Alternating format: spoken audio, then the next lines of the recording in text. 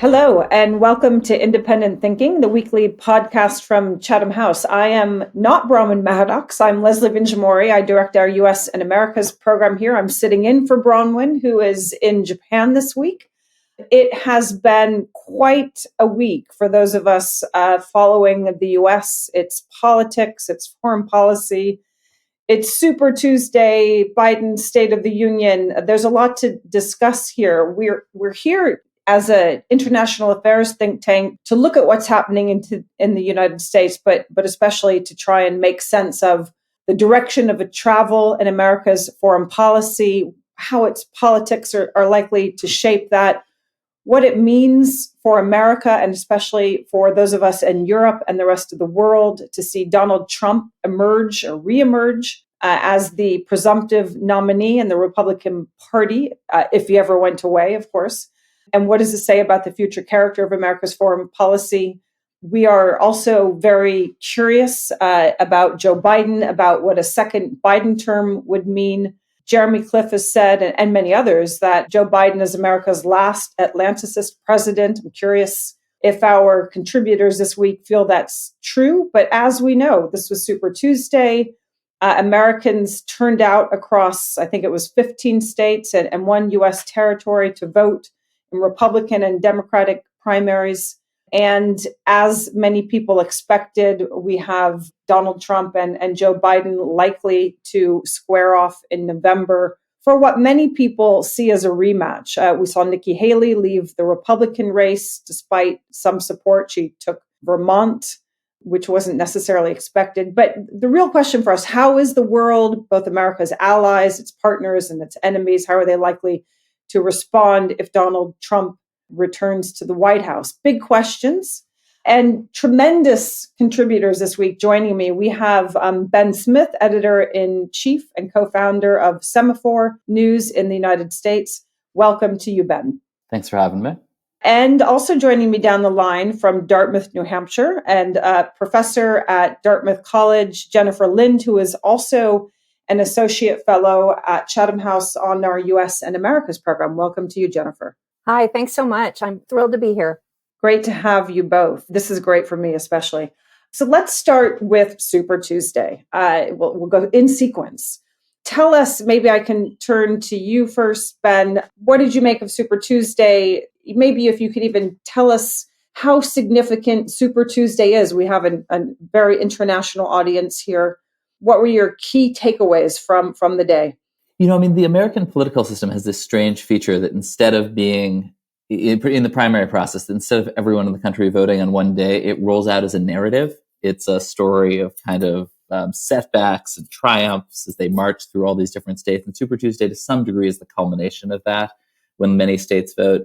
At least that's how it often works. This year, it was pretty much Donald Trump just sort of marching steadily to victory, beating Nikki Haley pretty much everywhere. Handfuls of people supported her, brought her to victory in Vermont and in Washington, D.C., not the real Republican heartland. But it really proved very clearly that it's Donald Trump's party now. Although one that he has not quite been able to unite. And I would say that was the only red flag, that Nikki Haley, who represents the pre-Trump Republican Party, basically, and is a very talented avatar of that party, was drawing 30-40% of voters. Some of those weren't really Republicans. They were Democrats who hate Trump so much that they were looking for an opportunity to show up somewhere and sort of, strike a blow against him. But there's clearly some segment of people who vote in Republican primaries who remain really alienated by Trump, and he's done basically nothing to woo them. Let me come to you, Jennifer. You're in New Hampshire. Yes. New Hampshire was the state, obviously the primary took place before Super Tuesday. It was the state where a lot of people thought Nikki Haley would do best. She's now left the race. What did you make of Nikki Haley and her effort to make traction in the Republican Party? Yeah, so she was quite popular in these parts. We're right next to, here in Hanover, New Hampshire, we're right next to Vermont. It's just across the river, actually. So she clearly did well in Vermont. The 11 conservatives who live in the state evidently voted for her instead of Trump. And then she did well in the New Hampshire primary, although not as well as she had hoped. But New Hampshire is a real quirky place. We are very proud of historically being first in the nation, and everybody was pretty angry with Joe Biden for conferring that on South Carolina. So we'll see what happens next time. But anyway, New Hampshire is very quirky. We like to get to know our politicians. Nikki Haley spent a lot of time here. People liked her for that.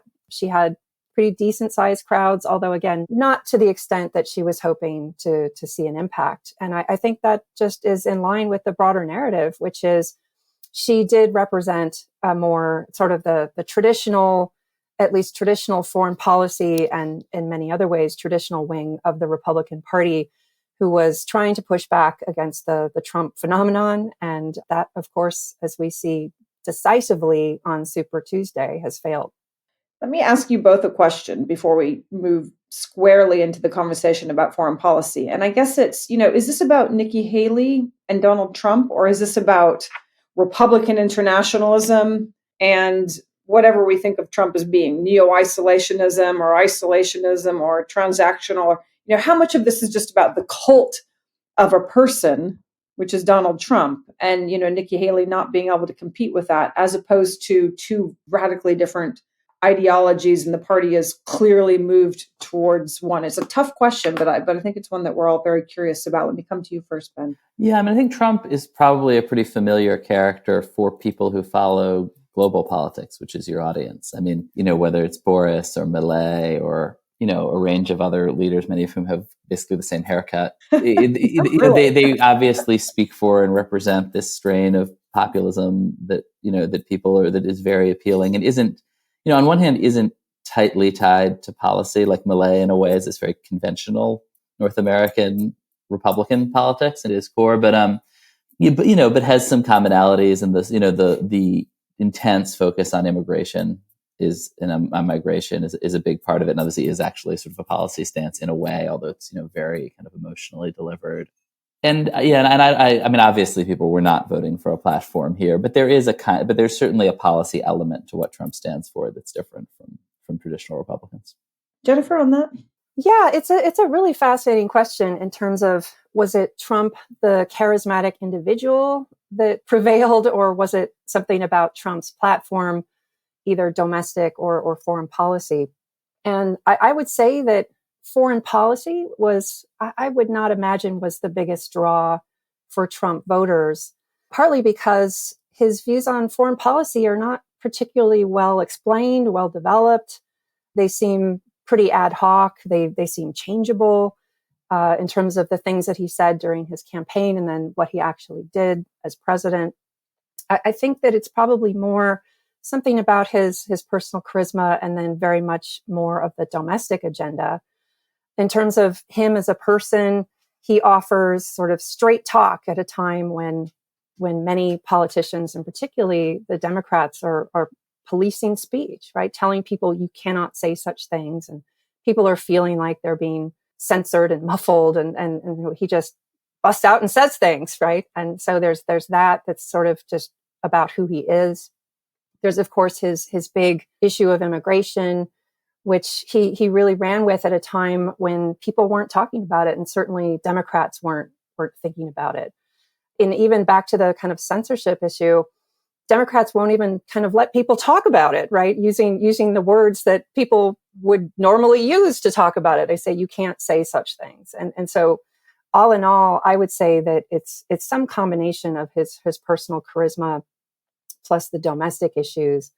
On the foreign policy front, I would say, there's points that he makes that do resonate. You can't create something out of nothing. So when it comes to talking about China as a competitor, that certainly resonates. When it comes to talking about burden sharing, that resonates too. People are, thinking about that. But again, I would say foreign policy is not the big draw to the average Trump voter. You're both right to say, this isn't about foreign policy primarily domestically. You're also right, Ben, to say that he's a very familiar character. It doesn't even take turning to Boris. We just all, outside of America, watch Donald Trump because he has for so long really claimed the stage. But the comparison it runs foul pretty quickly.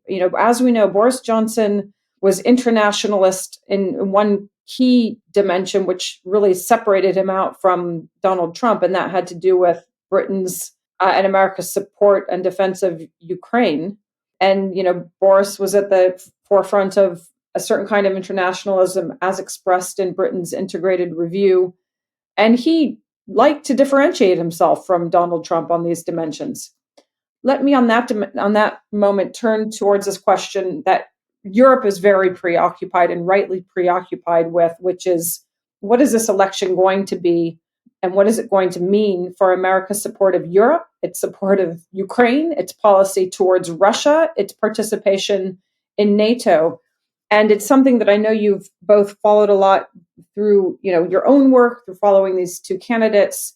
And rather than maybe starting with the Trump question, let's ask the Biden question. If Biden is reelected, some people think that there is a direction of travel that is almost inevitable in the United States, that the US is not going to continue to, even if the supplemental is passed, it's not going to pass more funding in support of Ukraine, partly because, the Republicans are very vocal in Congress, partly because the country is growing weary of spending money in support of Europe and Europe's security and thinks Europe should do more. And so there's a basic question. How significant is this election when it comes to America's support of Europe in general and Ukraine in particular? And what would Biden be able to do even if he wants to support Ukraine? Yeah, I think what you said about the direction of travel is really obviously true. If you look at sort of America's international commitments, Obama started attempting to withdraw from Afghanistan. Trump set up basically a kind of a framework and a negotiation for withdrawal, and Biden withdrew. And sort of partisan American politics do make it look like there's these huge swings, but there's a lot of continuity. And they are all feeling the same sort of political pressure, which is that lines about how we need to stop investing in, roads and borders in Ukraine and start investing in our own roads and borders, which have always been politically powerful in the US. And I think kind of to some degree, there was sort of an elite consensus not to go there, are very resonant here. And, I think the Republican Party is starting to feel pressure from its base, not just to disengage from Ukraine, but also a lot of skepticism about all this money that we're putting into supporting Israel, including people who support Israel on the right.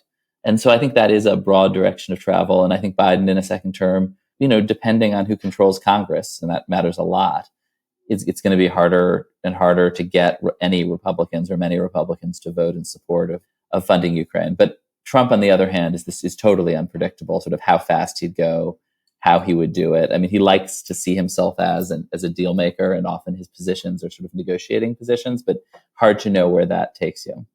And it's not only the question of what Trump would do with respect to Ukraine, it's also what would Trump do with respect to Russia, which is obviously a highly related question, but it is also a separate question. What would America's Russia policy be? And there it seems like the difference might be more stark. Jennifer, let me come to you on that. Do you agree with Ben? Is this kind of, things are moving in a singular direction? The idea that we have a policy that would differ radically between these two candidates. And this is, I think the view in Europe is that there is likely to be a very significant difference between the two candidates. I think that's partly hopeful, but what is your take on this? I think that's certainly true. Obviously, these are two candidates that when they tell us what they think about foreign policy, they express extremely different views.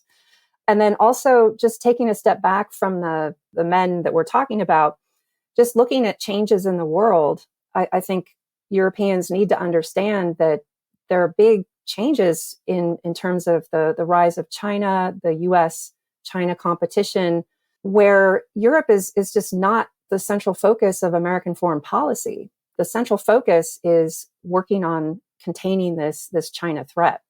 So the alliances in East Asia were the ones that sort of took the back seat during the Cold War, at least, in peacetime. But today it's basically reversed. So today the key theater is Asia, and the alliances there are the ones that are really essential for dealing with China.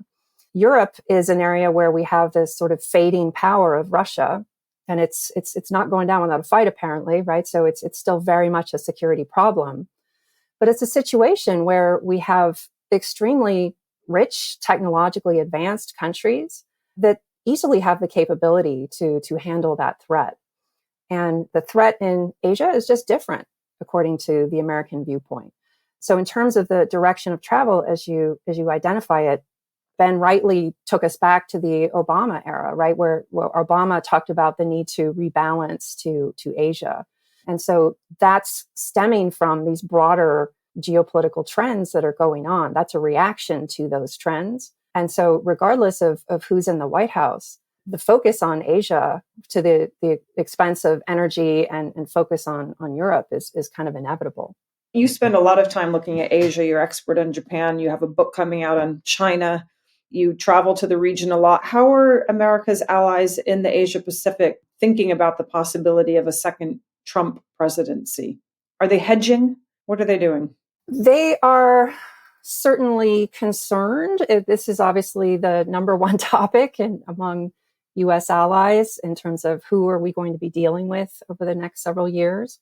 They're worried about the future of U.S. security guarantees under Trump's leadership. He said some not very nice things about Asian allies, just as he said about NATO allies, particularly South Korea. But there are some key differences with Europe. So first of all, as I said, Asia is home to what Americans see as the central geopolitical competition, the U.S.-China competition. And so the health of those alliances are pretty important. Then there's the U.S.-Japan alliance, which I think is really healthier than it's ever been. And this health will continue to be robust if Japan continues to step up its defense capabilities, which it's shown signs of doing. The Japanese also, when Trump was elected in 2016, they were very careful about developing a strategy for managing him. I think Shinzo Abe was the first foreign leader to go visit him at Trump Tower after the election. The Japanese cultivated friendly ties with members of Trump's family. They sort of offered him trade-related concessions at the Mar-a-Lago summit that they knew he would particularly be interested in. So the Japanese, to be clear, they're worried. This is an unpredictable person, and if he's elected, they're not sure what's in store. But they do know that they handled him very successfully in the past. And that probably gives them some confidence that they can likely do this again. And then ultimately, they have the confidence that their security interests are very much aligned with those of the U.S. at this point. Ben, when you talk to Americans who are engaged in the conversation about politics and even foreign policy, where are they on China? Do they think, Donald Trump has our back? He knows how to manage China. He's the right president for the future. If this is the main geopolitical threat, we need somebody who's strong in the White House and Trump's our person? Or do they kind of respond to Biden's effort to manage this relationship? We all know that the balloon took us into a very bad place. And the effort to kind of bring it down through diplomacy, how has that been received? Or is it the American public has moved on beyond this conversation? I mean, there are a lot of different tracks here. I think that the, Congress and the White House are sort of, to some degree, back on track in terms of the relationship with China, but it is a very kind of tough relationship and there's no real thaw. Although there's, I think, more normal diplomatic contact. And TikTok is front of mind on the Hill for sure, partly because TikTok, the day of the State of the Union, unleashed its users to make floods of calls to members of the Commerce Committee who were about to pass a TikTok ban effectively, or a forced sale bill. And it really backfired immediately. The members, receiving calls from 11-year-olds in school with the school bell ringing in the background saying things like that they were going to kill themselves if TikTok was taken away, pretty much confirmed everything that every member of Congress fears about TikTok. And the ban passed 50-0 basically immediately after these calls. So, which I think it was actually kind of a huge miscalculation that could have consequences for the company. The other striking thing is Biden didn't spend a lot of time talking about China. Trump, the U.S. public in the space for foreign policy is always kind of to the degree that it gets wrapped around domestic policy. And right now you've got borders and Israel and the kind of isolationism around Ukraine. And I don't think that means that people's views have shifted on China, but it really, at this particular moment, seems kind of tertiary to the presidential campaign.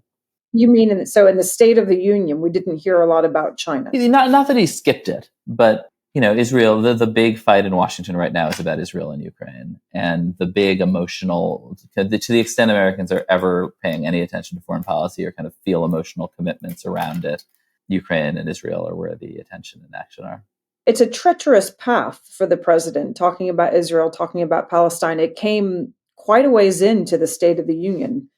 I don't know if you had a response to the foreign policy dimension. A lot of people before the State of the Union were saying this will be an address that is all about domestic priorities, all about the economic strategy. Biden needs to communicate his success more effectively.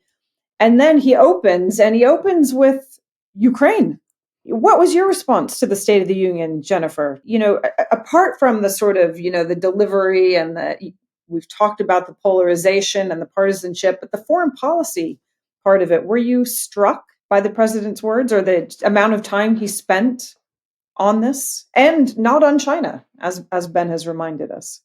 Yes, I think Ben's right, where the issues that President Biden did talk about in the State of the Union with respect to foreign policy are very much the sort of ripped from the headlines issues that are going on right now, and that people are really thinking about quite a bit.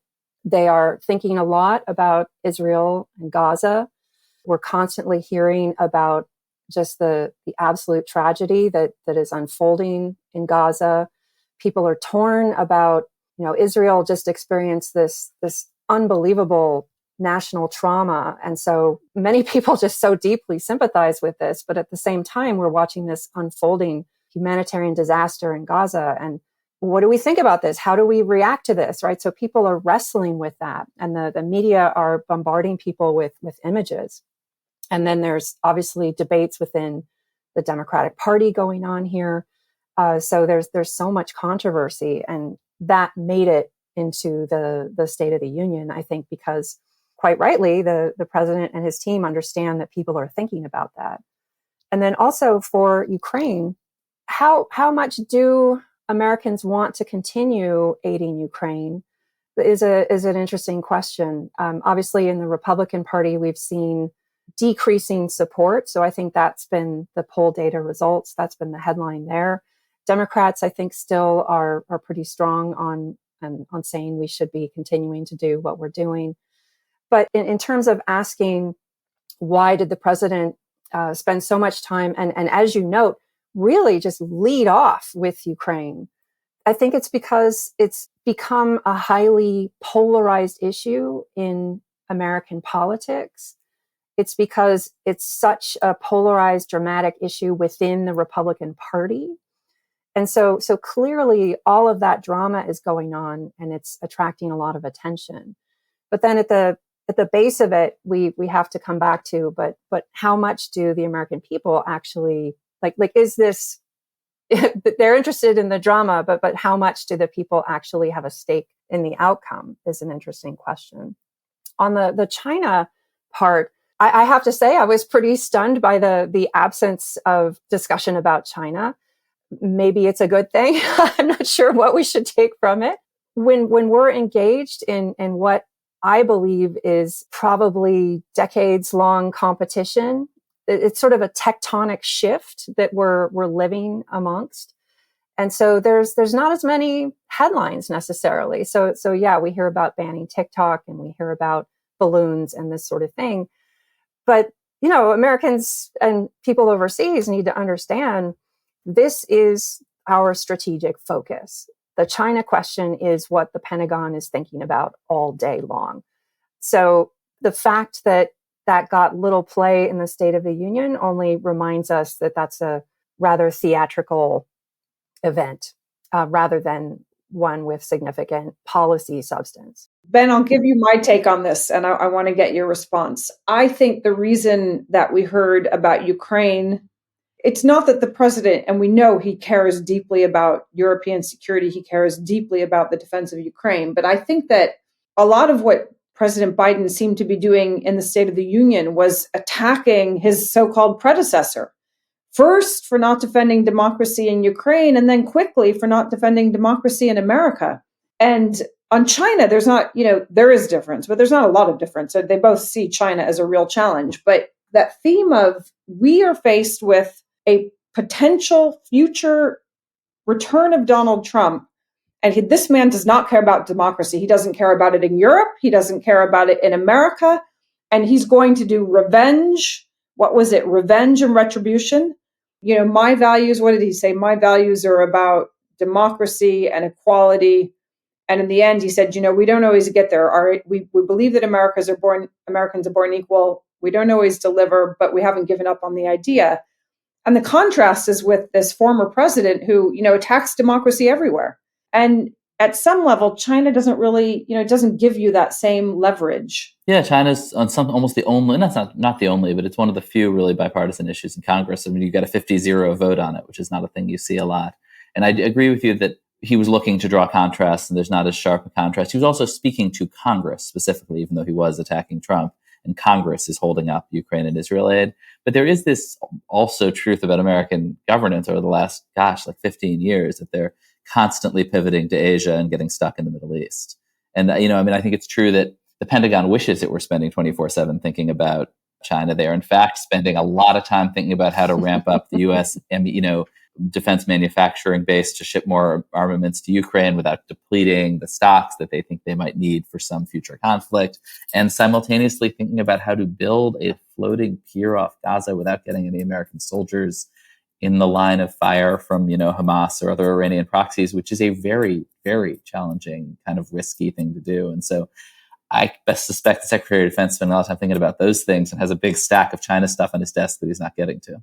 Yeah. And the urgency of the situation doesn't really seem to be met by the solution of something that's going to take a long time to put into place, even though long-term solutions are critical. It has been an extraordinary week, and you've both illuminated a huge amount for us. Maybe I can close with, the question of the hour, of the week, of the month, of the year, which is what should Europe do? And especially, let's be honest, the UK is not in the European Union. What should the UK do as it's thinking about this election? This is a country that, at the UN Security Council, it abstains on resolutions if America vetoes. It follows in America's tracks most often, far more often than not, when it comes to America's defense and security priorities. It is pivoted and cast its gaze on the Indo-Pacific in an era of very tight resources, because it is taking not only the Indo-Pacific seriously, but American power and that relationship with the US so seriously. And it's now faced with possibly the return of a president that just doesn't care about Europe and the UK in the same way. So what should the UK do as it looks ahead and as it, reflects on this quite extraordinary week in American politics? I'm going to come to you first, Jennifer, and then to you, Ben. The question that allies need to be asking is, what are your interests? What are your national interests? And to what extent do you believe that these overlap with those of the United States at this time of, again, where we're talking about over the past few decades, a tremendous change in geopolitics. We're talking about the rise of a superpower in Asia. And so for Asian allies, they need to be asking this. European allies need to be asking this. I don't want to tell Britain and Europe, hey, you really need to help the US out in Asia. Because I don't know, is that in your security interest? This is a time of scarcity, right? I mean, politics is all about scarcity. And so you have to decide, hey, how should we respond to the rise of China? Is that a threat to us? And you might conclude the answer is, well, no, it really isn't. And so I don't want to tell America's allies what their interests are and how to respond. That's a question for your publics and your political leaders. So the question, though, is what are your interests? To what extent do you see them overlapping with that of the United States? And that's the fundamental issue before we get into, which president is going to be elected and so on. I like that. And it is, it's quite a statement. We live in a time of scarcity. and you've got to look at your interests. It's not that you do or don't care about values, but you've made it pretty clear on how you think the UK and the rest of the world should be deciding where it invests. Ben, your take on this? Yeah, I don't know. I mean, I'm just a working journalist and don't have a theoretical framework at that altitude, but and I'm not going to presume to give advice. I mean, I do think obviously they'll just, it's totally unpredictable who wins this election, and they're going to have to hedge their bets. I mean, I do wonder if Is it totally unpredictable, Ben? Well, I mean, I think it's as predictable that it'll be one of two candidates. And so it's unpredictable. I mean, I wonder whether U.S. allies and quasi-allies and everybody else in the world don't sometimes look at what Russia did in 2016 and think, meddling really aggressively in U.S. domestic politics can really pay dividends.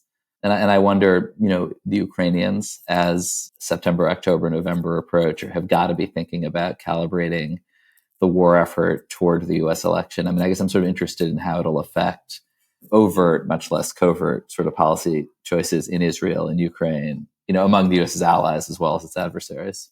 There's a lot in there. I think we've sort of we've come to the end. I should conclude by saying we have two tremendous guests today. I would highly encourage you to follow them both. Professor Jennifer Lind is a well-known author. Read her work, follow Ben Smith on Semafor, and follow our podcasts. You can find all of our podcasts on Apple, Spotify, and all major podcast platforms, as well as through our social media channels. And I have to remind you to say, like us, follow us, subscribe to us, and please do leave us a review. We mean it. We mean it very seriously. To read more from our experts or to find out more about our events, don't forget to visit our website, chathamhouse.org, and you can follow all of our research programs. You'll also find Jennifer Lind on our research programs here on the US and Americas program. Bronwen's back next week. It will be very interesting to hear what she has learned about how Japan is thinking about Super Tuesday, the State of the Union, the future of America's global role, our alliance. Let's hope it stays strong and that Japan considers it to be in its interests, even in a time of scarcity. So that's it. It's goodbye from me, Leslie Vinjamuri, and Bronwen will be back next week. Thank you so much. Thank you. Thank you very much.